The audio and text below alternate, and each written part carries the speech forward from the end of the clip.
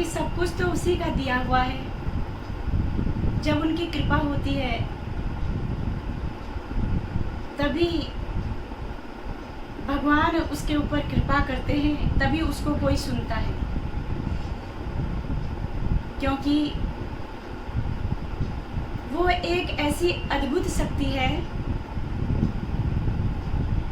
गूंगे को वाचाल बनाती, अंधे को भी पथ दिखलाती, ज्ञान दीप से ज्योतित कर्मा, जग उद्धार करो जननी, दुर्मति दूर करो हे माता, दुर्मति दूर करो। उसके अद्भुत पावन नाम में ऐसी शक्ति है कि वह गूंगे को वाचाल बना देता है और अंधा भी रास्ता देखने लग जाता है। यानी कहने का मतलब, अंधा जैसे सूरदास जी ने संसार के लिए अंधे हो गए, लेकिन अपने आप के अंदर घुसने के लिए अंधे नहीं हुए। तो परमात्मा को देखने के लिए, दुनिया के लिए अंधा होना बहुत जरूरी है। लेकिन ऐसी अंधी भक्ति नहीं कि जहां भीड़ देखी वहीं दौड़ गए। जैसे आप लोगों ने देखा होगा कि कहीं कोई मार्केट लगती है कि बहुत बड़ी सेल लगी हुई है, सब जा रहे हैं, हम भी चले गए। चाहे बेकार का माल हो, लेकिन जहां भीड़ होती है लोग वहीं दौड़ पड़ते हैं। साग सब्जी के मार्केट में देखो, जहां पर माताएं बहनें ज्यादा इकट्ठी होंगी, भाई लोग अपने मन में सोचते हैं कि जरूर यहाँ पर सस्ता होगा, चलो मैं भी यहीं घुस जाता हूँ। वो भी सब्जी लेने के लिए उसी भीड़ में घुस जाते हैं। मिलना कुछ नहीं है, लेकिन जहाँ भीड़ है लोगों को वहां जाना पसंद है। लेकिन जहाँ पर भीड़ ही नहीं है, जहाँ एकांत है, जहाँ सुकून है, जहाँ आनंद है, जहाँ शांति है, वहाँ कोई जाना नहीं चाहता। सत्य के मार्ग में भीड़ नहीं होती, क्योंकि हीरा जहाँ बिकता है वहाँ सिलेक्टेड लोग ही जाते हैं। और हीरा परखे जौहरी, शब्द को परखे साधु, जो जन परखे साधु को, ताका मता अगाध। हीरे की परख साग सब्जी बेचने वालों को नहीं होती, हीरे की परख तो जौहरी करता है। लेकिन आज हम लकीर के फकीर बन जाते हैं। जीवन तो थोड़ा ही है, अगर उस समय को भी ऐसे ही लगा देंगे तो कुछ नहीं मिलेगा। एक बार एक बहुत ही सीधे साधे ब्राह्मण, बहुत भोले भाले, नित्य प्रति जो है भगवान की पूजा आराधना और शंख बजाया करते थे। उनके घर के ठीक पीछे एक कुम्हार का घर था। उस कुम्हार के पास में एक गधा था। अब ये ब्राह्मण जो थे ये जब नित्य प्रति जब पूजा करते, पाठ करते, उसके बाद जब शंख बजाते, तो इनके साथ साथ में वो गधा भी बोलने लग जाता, उसी आवाज में बोलने लग जाता। वो जो ब्राह्मण जी थे, उन्होंने सोचा कि इस जन्म में तो ये गधा है और पहले किसी जन्म में जरूर कोई महान आत्मा होगी, और बड़ा वो खुश हो गए कि वह भी उनके साथ साथ जो है पूजा में सम्मिलित है। अब वो उसे गधा न कह करके शंखेश्वर जी महाराज कहने लग गए। अब वो हाल चाल पूछते, क्योंकि देखो अगर एक शराब पीने वाले व्यक्ति को अगर दूसरा शराब पीने वाला मिल जाता है तो वो खुश हो जाता है। जुआरी को देख करके जुआरी खुश हो जाता है, शराबी को देख के शराबी खुश हो जाता है, चोर को देख करके दूसरा चोर खुश हो जाता है। ऐसे ही जो संत प्रवृत्ति के होते हैं उनको भी कोई ऐसा मिल जाता है तो वो भी खुश हो जाते हैं, क्योंकि अपनी अपनी कंपनी है और सब अपनी कंपनी खोजते हैं। तो देखो वह जो व्यक्ति था वो बड़ा खुश हो गया, कहने लगा कोई बात नहीं, और लोग नहीं, कम से कम ये जो शंखेश्वर जी महाराज हैं ये तो मेरे साथ पूजा में रहते हैं। एक दिन अचानक जो है शंखेश्वर जी महाराज जो है परमधाम चले गए, परलोक सिधार गए। आप लोगों ने देखा होगा कि बहुत सारे लोग जानवरों से बहुत प्रेम करते हैं और उनका मानना है कि वो इंसान से जानवर बहुत ही अच्छे होते हैं, ऐसा उनका मानना है और सच में होते भी हैं।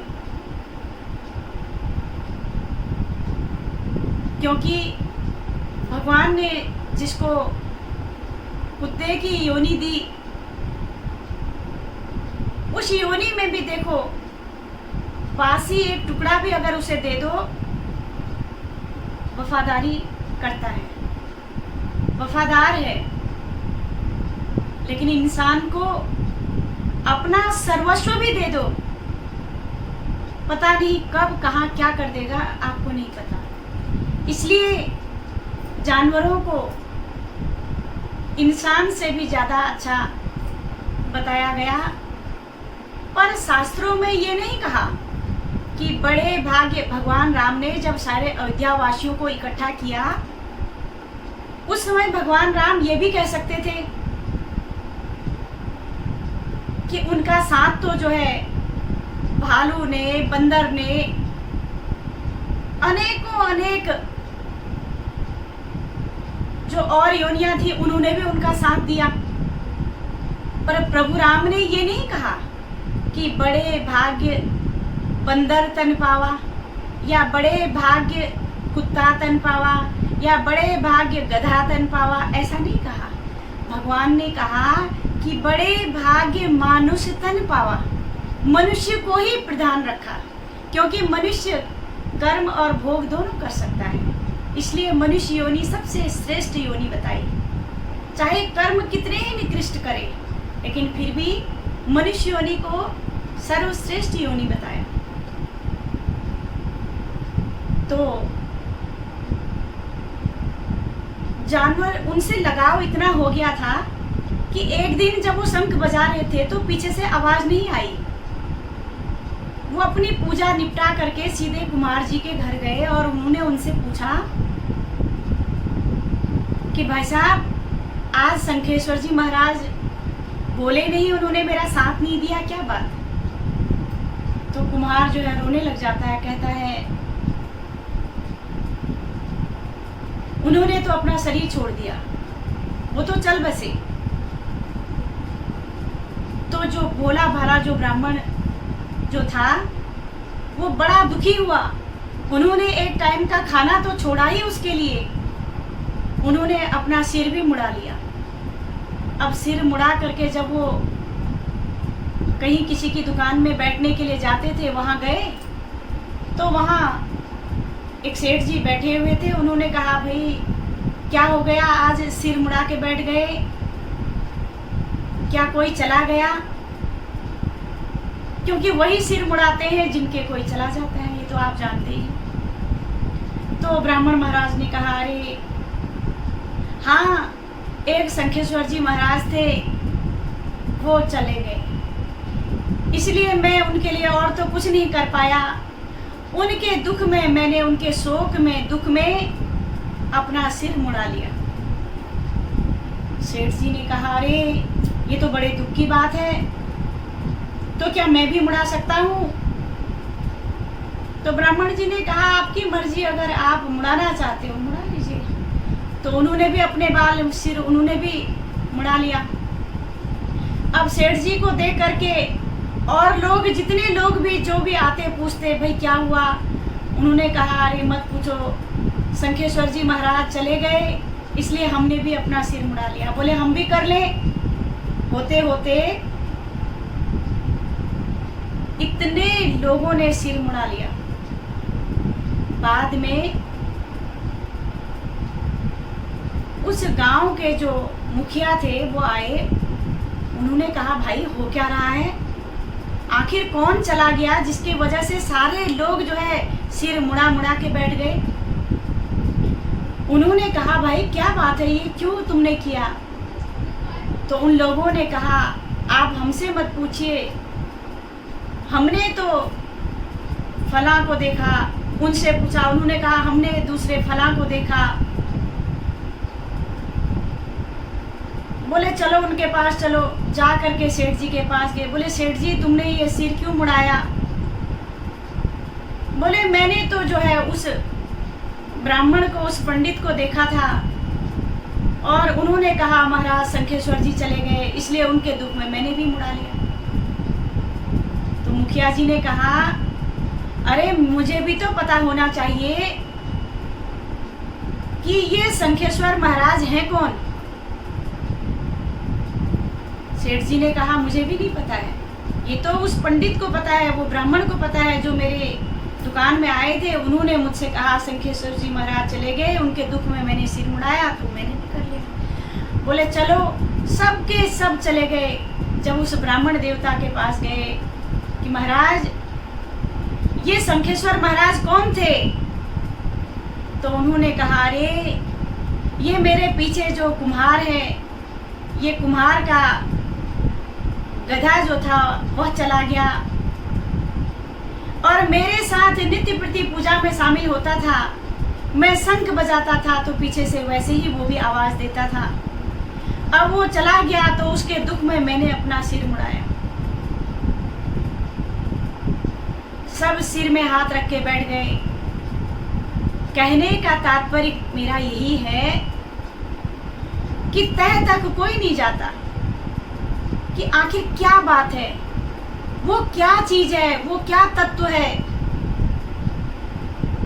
कोई मंत्र बता देता है, कोई तंत्र बता देता है, कोई कंठी माला दे देता है, लेकिन महात्मा कबीर कहते हैं,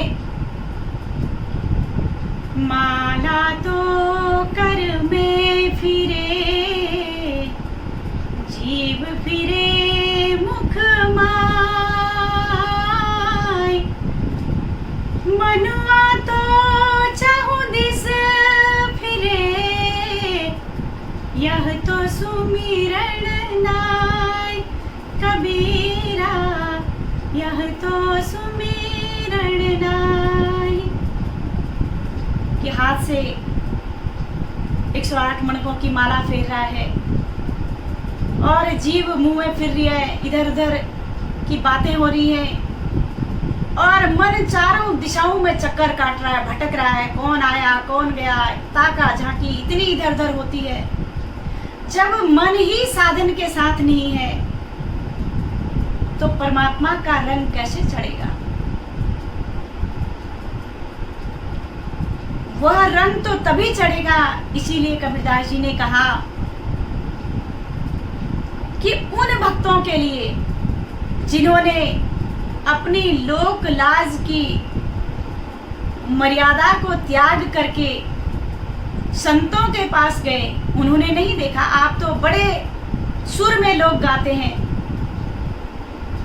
महलों में पली बन के जोगन चली, मीरा रानी दीवानी कहाने लगी, दुख लाखों सहे मुंह से उफ ना कही। मीरा प्रेमी प्रीतम को मनाने लगी, वो तो गली गली हरि गुण गाने लगी, संत रैदास की शरण में चली गई। आज लोग कहते हैं हमें तो शर्म आती है, हम कैसे पूछें, कैसे जाएं।